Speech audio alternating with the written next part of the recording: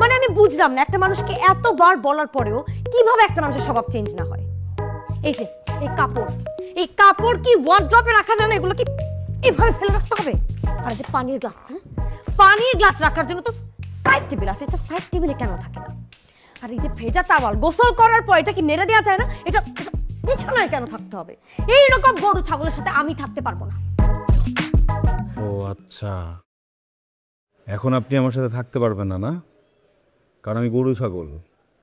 আপনার আত্মীয় স্বজন যখন বাড়ি থেকে আইসা সোফার উপরে হাঁস মুরগি ডিম মিম সব রেখে দেয়, তখন কি হয়? তখন কিছু বলতে পারেন না? তোমার দুঃসম্পর্কের মামা এসে আমারও ওয়াশরুমে আমার পারমিশন ছাড়া ঢুকে গেছে, সে বেসিন ভেবে কমোডের ভিতরে মুখ ধুইছে, কোনোদিন তো এইসব নিয়ে আমি তোমাকে কথা শুনে নেই। হ্যাঁ, আমার টাকা দেওয়া বাসা, আমি ভাড়া দিতেছি, আমি সব কিছু করতেছি, আমি মেনটেন করতেছি, সারাদিন হচ্ছে গিয়ে মানুষের মতো পরিশ্রম করতেছি, আমার টাকার বিছানায় আমি গ্লাস রাখতে পারবো না। এটা তুমি কে শিখাইছে? হ্যাঁ, আমি এখানে গ্লাস রাখবো, আমি ওর স্যান্ডেলটা দেখো সব এখানে রেখে দিব, চা মন আমি তাই রাখবো। তোমার যদি এখানে না পোষে তুমি বাসা থেকে বের হয়ে যাও, কোনো সমস্যা নাই, গো। আমি যাবো মানে? আমি যাবো মানে কি? আমাকে যদি যাইতেই হয় তাহলে আমাকে বিয়ে করছিস কেন? তুই এখানে বিয়ে করে নিয়ে আসছিস কেন? তোর মুজা, তোর মুজা কেন এখানে থাকে? হ্যাঁ, আর খবরদার আমার ফ্যামিলির মানুষটি একটা কথা বলবি না। তুই কি বলতে চাচ্ছিস? তোর কোনো দোষ নাই, তুই রাইট আর আমি wrong. You're right, I am wrong. Just জীবনে একটা ভুল করছো, আমাকে বিয়ে করে ফেলছো, বিকজ আমি তো তোমার জন্য পারফেক্ট না। ফাইন, আমি এরকম ইমপারফেক্ট মানুষের সাথে থাকতে পারবো। I want divorce. আবার বলো। আমি ডিভোর্স চাই। আলহামদুলিল্লাহ, আল্লাহর ওয়াস্তে আমাকে মাফ করে কিন্তু বের হয়ে যা। প্লেটটা এখানে থাকে কেন? হ্যাঁ, এত সমস্যা নিয়ে সংসার কিভাবে করবেন? সেই জন্য আপনার কাছে আসলাম স্যার, আমার এই সুখের সংসারটা প্লিজ ভেঙে দিন।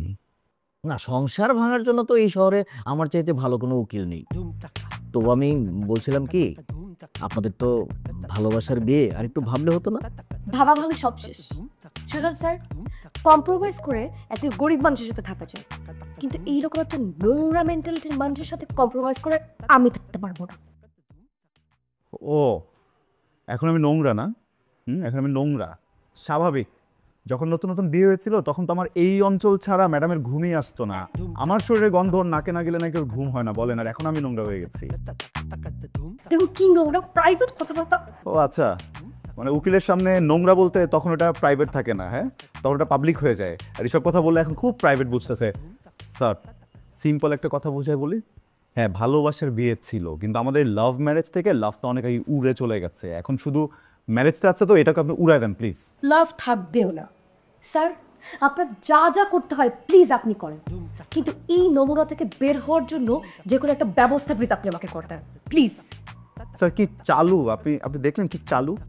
ব্যবস্থা বলে কাবিনের টাকার কথা বোঝানোর চেষ্টা করছে, দিব টাকা, সমস্যা নেই, মানুষ টাকা খরচ করে বউ আনে না, আমি টাকা উড়ায় মেরে দরকার হলে বউ ভাগাবো। আমাকে কি ফকিন্নি মনে হয়? হ্যাঁ, যে আমি তোর মতো একটা গরিবের কাছ থেকে টাকা নিব? সব দরকার পড়লে উল্টা আমি আপনাকে টাকা দিব। তুমি তো আমাকে প্লিজ আস্তে এটার সাথে আস্তে প্লিজ, আস্তে। এটা বেডরুম না, এটা বেডরুম না আপনাদের, এটা আমার চেম্বার। ডিভোর্স দরকার তো আপনাদের? কোনো ব্যাপার না, ফর্ম আমার কাছে রেডি করাই থাকে। এই যে ফর্ম, এখানে একটা সিগনেচার দিবেন, 3 মাস অপেক্ষা করবেন, বাস আপনার আলাদা।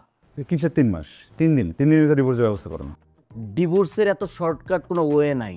আপনারা তো যে অবস্থায় আছেন, যে কোনো সময় একটা অঘটন ঘটায় ফেলবে।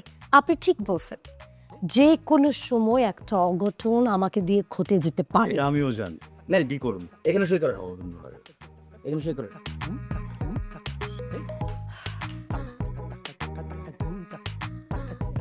আহ